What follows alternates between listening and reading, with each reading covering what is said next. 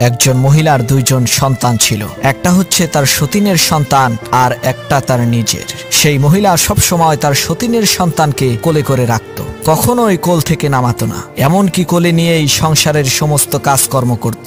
যখন পাড়ায় বেড়াতে যেত, নিজের ছেলেকে হাত ধরে হাঁটিয়ে নিয়ে যেত এবং সতীনের সন্তানকে কোলে করে নিয়ে যেত। সতীনের সন্তানের প্রতি ভালোবাসার এই বিরল দৃষ্টান্ত দেখে এলাকার সমস্ত লোকেরা সেই মহিলার প্রশংসায় একেবারে পঞ্চমুখ হয়ে উঠল।